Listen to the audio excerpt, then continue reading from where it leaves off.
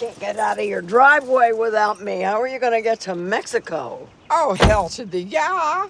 Woo, woo. Here, you're in charge of the car pickles. I regret this already. It's Sunday morning on CBS. And here again is Tracy Smith.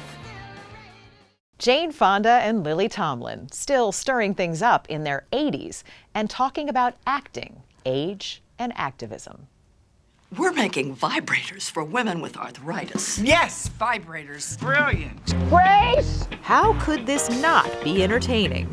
Jane Fonda and Lily Tomlin are Grace and Frankie, two feisty octogenarians who see old age not as a death sentence, but as a victory lap. I'm an 80-year-old woman, and I've earned the right to take my sweet time. That's my girl. In the show, the two women became friends only after their husbands, played by Martin Sheen and Sam Waterston, reveal that they're in love with each other. You mean you're gay? And this is who you're gay with? And getting married. Breathe. Hilarity ensues, I don't want to be alone. I'm here. but the show's humanity endures. We both have been told by women who have faced terrible things that watching Grace and Frankie has kept their head above water, given them hope. We're almost there! It's also given them a million laughs. Do we look like we're senile and can't remember anything? Where is the car? Tomlin and Fonda actually are great friends in real life, but they're not exactly like the women they play. For instance, Jane Fonda doesn't drink nearly as much as Grace. Yeah, you stopped drinking. And here's why. It's because even with one drink, like if I had a martini tonight, I would be at half-mast tomorrow. Now, that wasn't true when I was younger. But as you get older, I think alcohol affects you differently. And I only have so many tomorrows left. I don't want to be at half-mast for any of them. Well, I don't know why I came here tonight. Grace and Frankie premiered in 2015 and has just wrapped its 7th and final season, making it the longest-running original series on Netflix ever. Did either of you imagine starting out that at this point in your lives you would have a steady gig like this? No, No, I didn't. no. I was ready to go on the road again. A child was asked to describe the feeling of joy. She said it's mild and gentle on your hands. I worry that drugs have forced us to be more creative than we really are. Back in the 70s, Lily Tomlin's Road Act was her widely acclaimed one-woman show, appearing nightly. I thought you liked that other kind of cake. That cake with the icing. Police, stop talking about that cake! When Jane went to see it, she just started working on an idea for a movie that would become 9 to 5. What did you think watching Lily on stage? I fell in love. I mean, I was blown away, and when I left the theater that night, I said to myself, I'm not making a movie about secretaries unless Lily Tomlin is in it. And we know how that turned out. You mean she's a company spy? Shh, I wouldn't say that. I would just say that if you want to gossip in the ladies' room, I'd check first under the stalls for her shoes. Happy birthday, Myra. But you may not know that Lily Tomlin quit after the first day of shooting. I said, you have to let me out of the movie. You don't have to pay me anything. I thought I was just awful. I said, I'm just going to ruin the movie.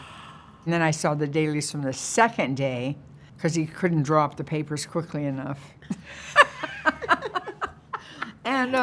And so I thought, well, I'm pretty good. It's okay now. I think I'll just keep this part. They've been friends since, together on set. Climate change has got to go. Hey, And occasionally on the protest lines. In 2019, the pair, who both have a long history of social activism, were arrested together on the steps of the U.S. Capitol during a demonstration over climate change. Forests are a key ally. Jane says political activism is, well, in her blood. I think a lot of that comes from my father. You know, as an actor, he either played an underdog or he played people who stood up for the underdog. Wherever there's a fight so hungry people can eat, I'll be there.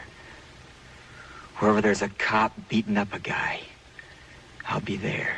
That was like in his DNA. He didn't like bullies. he believed that we had to fight for people who were less fortunate. And, I inherited that from him. That's in your DNA, too. Off-screen, Henry Fonda was said to be an intensely private man, and Jane says she inherited some of that, too. I'm my father's daughter. I could be in a car with him for 3 hours and he wouldn't say a word. So, it's hard for me to be social. It's very hard for me to go to parties and all of that. I'm not comfortable at all. So any excuse to be by myself is... You like that? Yeah. You force yourself to go out. Kind of, yeah.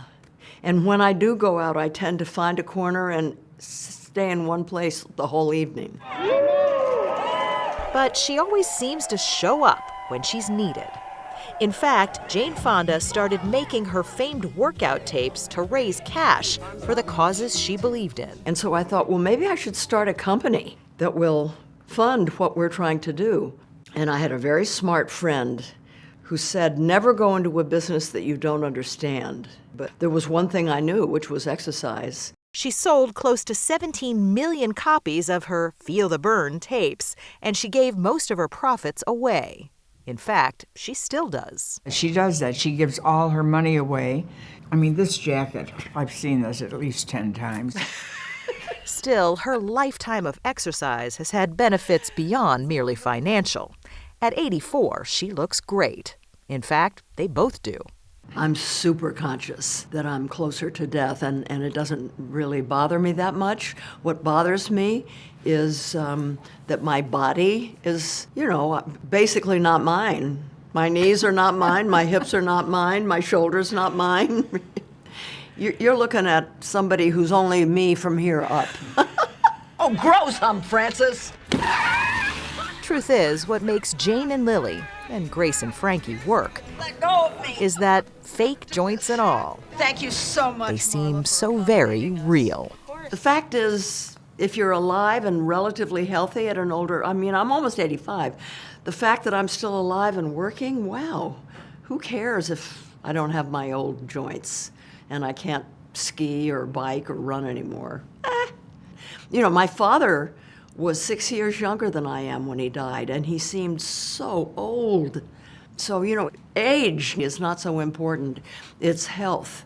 You can be really old at 60, and you can be really young at 85. Health. It's beautifully put. Why are you laughing? I just like to hear her talk.